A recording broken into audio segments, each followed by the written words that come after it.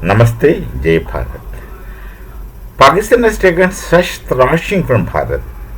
Number one, 11 of their bases are attacked badly. I am not using the word destroyed completely, but attacked badly. Attacking badly should have its own meaning. I don't go into the details because those who are there should know it directly.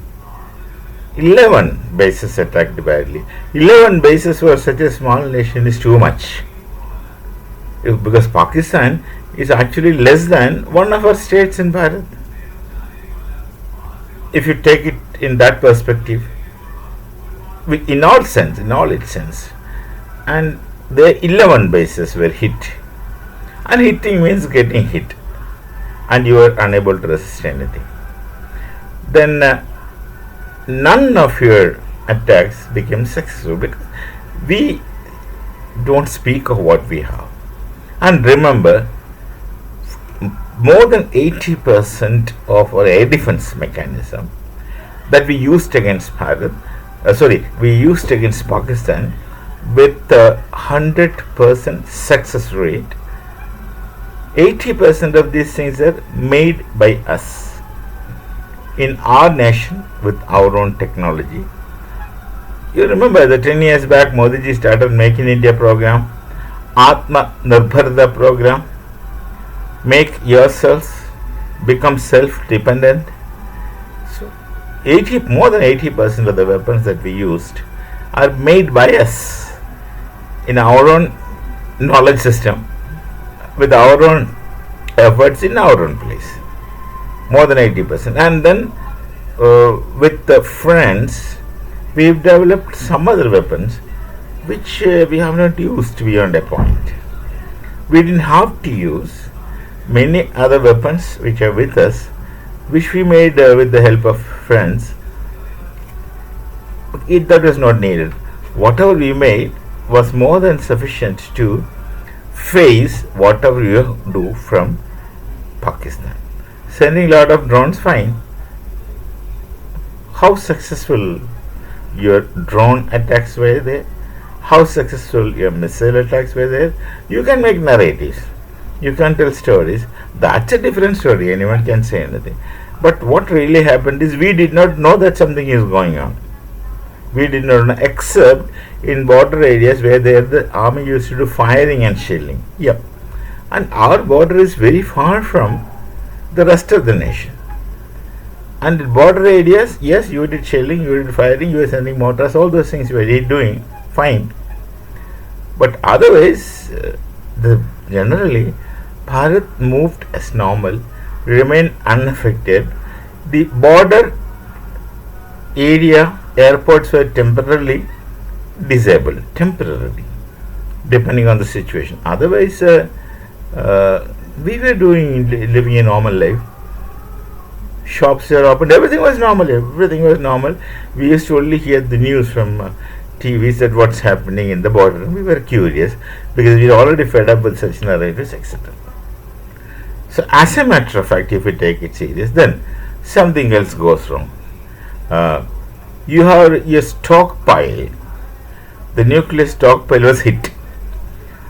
I do not know whether it was accidentally, inadvertently, or calculatedly at the doors.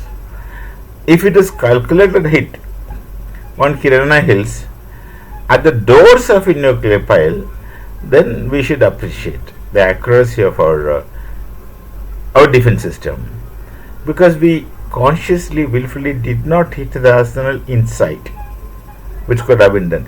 Hitting that, there will be more leak, more radiation, and it would spread. Even now, there is some narrative ahead. 100 miles radiation is radiation prone. Vulnerable areas of 100 kilometers surroundings. That's what I hear. And only the gates are hit, but that doesn't mean that also shall mean some amount of a stockpile could have been destroyed. Leak is possible. Then what would happen if we hit using our this tunnel busters? Though our weapons which can go deep into the soil or tunnel like what Israel has done to Hamas and then bust. The tunnel busters or like such heavy things. If you used that, then your entire stockpile would get evaporated into thin air, and then the amount of radiation would be definitely much more than one can take. Now you must be having stockpiles elsewhere, or it can't be that you have stockpiles only in Kerala Hills. You must be having stockpiles elsewhere. Now just think, if our nation Bharat can hit 11 of your bases with very considerably pinpointed accuracy, don't you think that we can hit a nuclear arsenal so easily? But we don't do it. We are not doing it. You don't understand that kind of restraint. Because I just tell you one thing from which you shall know your own character. How many times Prithviraj Chauhan has pardoned Ghori? How many times Prithviraj Chauhan has pardoned Ghori when he went down on his knees and prayed for his life? Spare my life. Yes. And once he got a chance to overpower Prithviraj Chauhan, and what he has done to Prithviraj Chauhan. Look at the difference in characters. You consider Ghori as your hero and make the missiles on his name. We consider Prithviraj as our ancestor. Ghori is not your ancestor, nor Ghaznavi is your ancestor. Your ancestor is supposed to be Prithviraj Chauhan, but you have aberrated, deviated, forgotten, and estranged yourselves from the ancestry.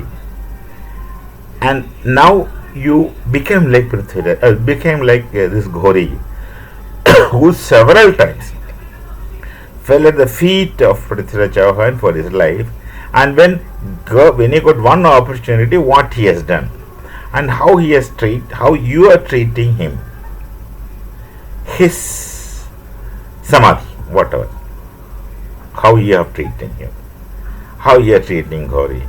Does it not expose your own character to yourselves? If you can't understand it, if you can't look at a mirror, it exposes. We know this. In spite of all this, in spite of all the thrashings you take, your administration, that's your Prime Minister himself, he is Sharif only by name. There is no Sharafatis in his day. We don't see any Sharafati in his name, nor any Sharafat in any of our leaders. And now yourselves. He comes and tells, we won the war, my God. In spite of all these thrashings you took, in spite of your complete failure to react to Bharat or attack Bharat, your people will tell you that you won the war, and what kind of a people you are. You celebrate victory. You celebrate victory, you dance, you jump, go around telling that you won, and your TV, so shameless people are sitting there celebrating victory. There's no such victory for you. You are miserably defeated. Remember, your nuclear station is hit. Knowingly, unknowingly, I don't know. But if it is knowingly, it is very precise. Did not hit the nuclear right in the middle. That's I understand. Should they only hit the doors? That is sufficient to cripple your generations for good time. So you don't speak about nuclear weapons. They're not the serious affairs. They're not matters of joke. There should be something called as responsibility when they think of doing it. And all those great people who gave you these weapons, they have to be blamed. I know who are everyone knows who gave you the weapons, and they have to be blamed. They should take a responsibility of providing these things to irresponsible people who would do things like 9/11, this thing, that thing. They would do suicidal attacks. That's your character. And you say that you won the war, and your administration, your leaders tell you that you won the war, and then you are so foolish, you believe them, and you start enjoying them, celebrating them. What more is more amusing to any common sense perception and understanding of things? What a great fools you are. They call it the Jahiliyat is too much in Pakistan, they say. But when we see now Jahiliyat to this extent is beyond imagination. Anyway, you people celebrate victory. You people celebrate victory. If you want some Avir, I will send you from Bharat. Do it like in a holy style. That's a very good way of celebrating. Put colors and celebrate. We can send you some Avirs if you don't have. Or at least pick up saffron, put it on your heads. Do it. If you want to celebrate, you celebrate. You think that you won the battle, you think that, you continue thinking. Skip food since you won the battle with Bharat, and believe in that, you celebrate that kind of funny things. Now, there's nothing more.